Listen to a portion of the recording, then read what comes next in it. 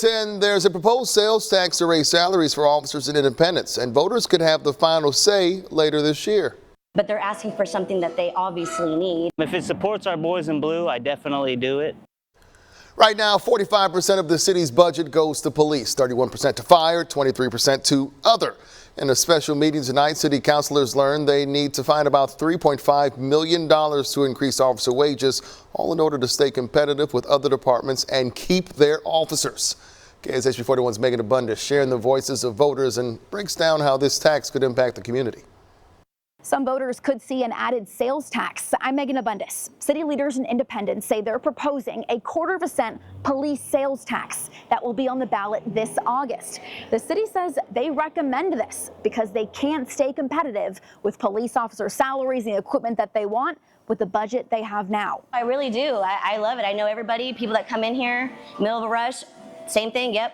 Get them what they need, in and out. No matter who comes across the Independence Square, Lorena Gomez probably knows them. I'm friends with everybody over here, so it's very comfortable over here for sure. She's also comfortable talking about what she wants her community to look like in the future, mainly safe. Especially lately since this year started, I feel like the crime has been going up.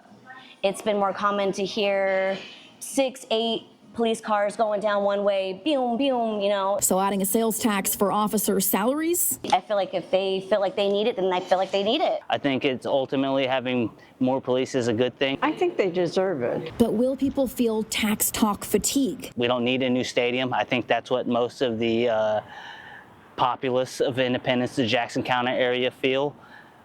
However, when it comes to making sure our businesses and our homes are protected, and I think that's what's mainly more important. How much is this one? A 1/4 cent.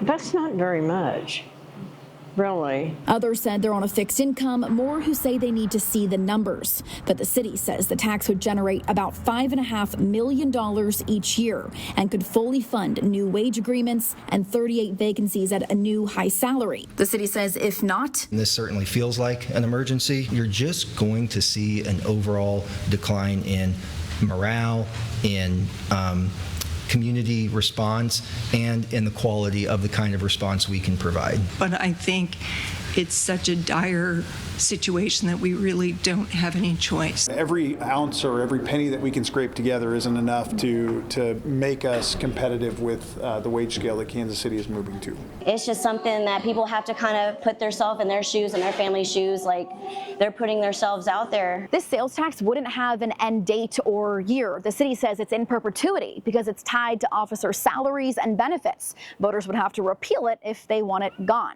In Independence, I'm Megan Abundis, KSHP 41 News.